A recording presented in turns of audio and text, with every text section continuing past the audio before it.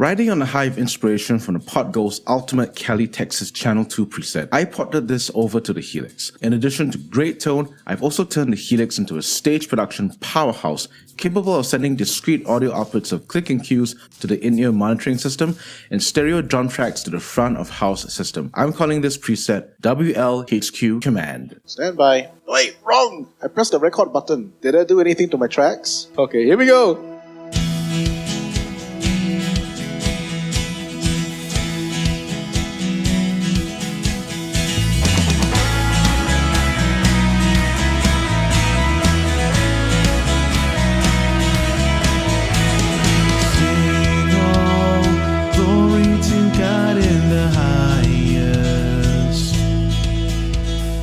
For the wonderful things He has done.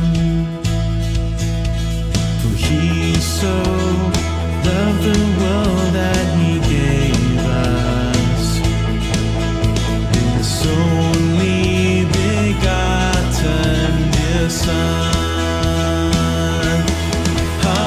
I wear multiple hats on the Sunday service: worship leader, music director, and musician. And I need gear that can help me fulfill all these roles. Rather than have 3 different rigs, the Helix can serve multiple functions in addition to being a really powerful guitar multi-effects processor. Let me show you how to leverage its incredible input-output routing capabilities to turn this into the ultimate stage production machine.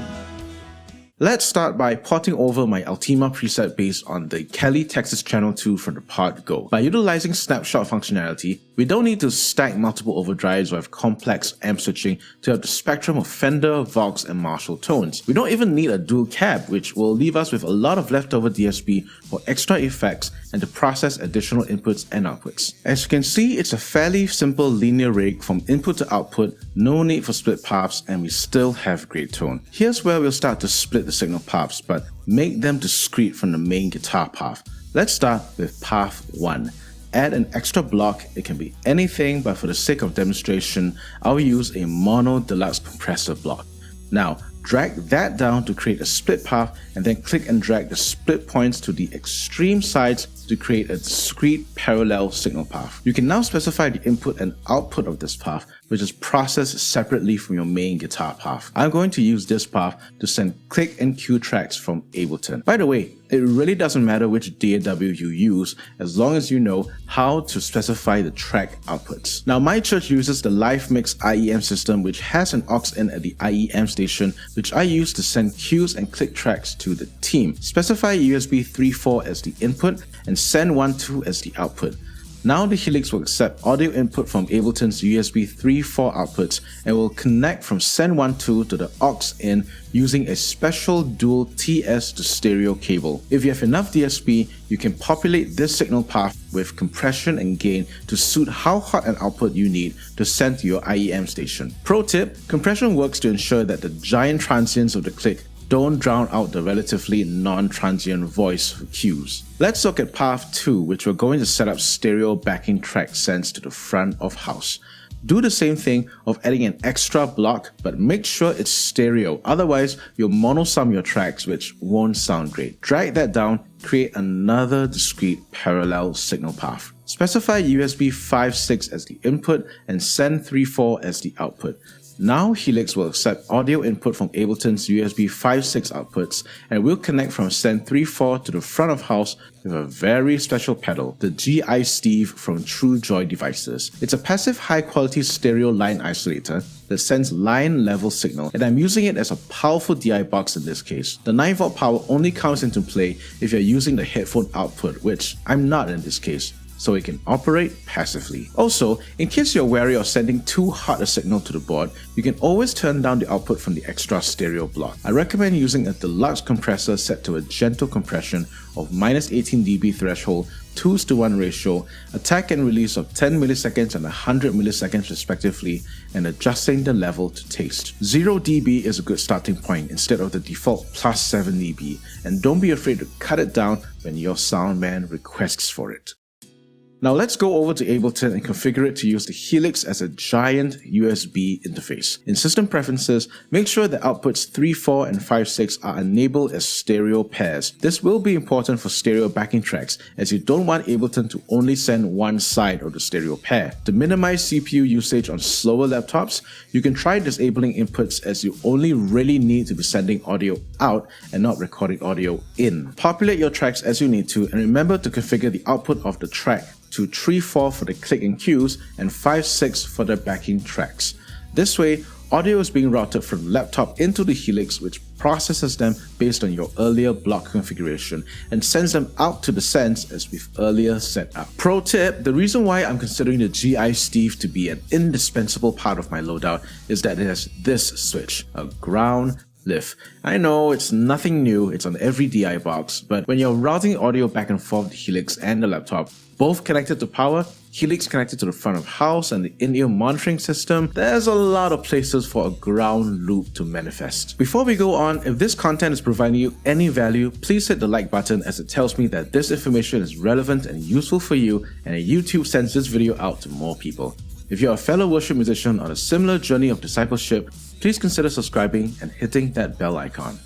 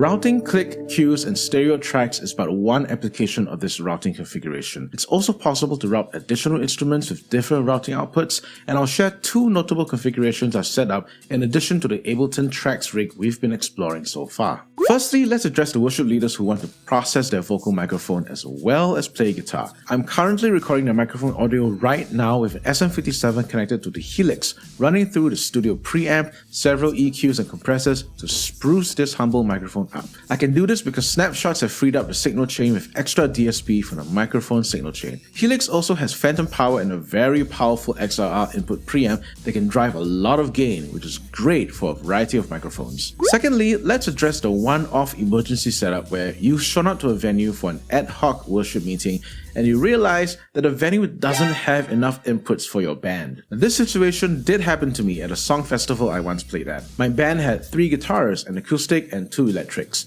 The major challenge to overcome was that the front of house mixer didn't have enough inputs for 3 guitars, they only had 2 inputs. As such, both electric guitars had to go mono in and I had to submix one of the guitars through my Helix using the aux input. Since I didn't use tracks, I was able to reassign input USB 5.6 to aux input and blend the output together with my electric guitar and using the level control of the compressor block to find the right balance between the acoustic and my electric guitar. Not an ideal configuration at all, but the Helix came in clutch to save the day because it could. I can't say the same for any other piece of hardware. If you like what you're hearing and would love to obtain Sunday-ready versions of these patches, I've included them as free updates to my signature pack on Buy Me a Coffee. I'll include a bass preset that doesn't have any of these routing configurations for those of you who only want the electric guitar processing. The version I personally use as an Ableton controller, the version that has vocal mic processing so you can use the exact mic settings I use live, and the version I used for the emergency aux-in routing. If you've downloaded the pack before, do check out your download link. And that's a lot of work done to maximize the use of your Helix, making it a stage production powerhouse. I've previously done a video utilizing the Helix as the ultimate pedalboard integration platform. If you've been playing guitar for a while, you're bound to have several pieces of gear lying around. Rather than having them collect dust, why not put them all together to make one epic system that becomes the centerpiece of your home studio setup? I have some setup tips and I'll see you there. Until next time, I'm Justin and I'm all about worship guitar.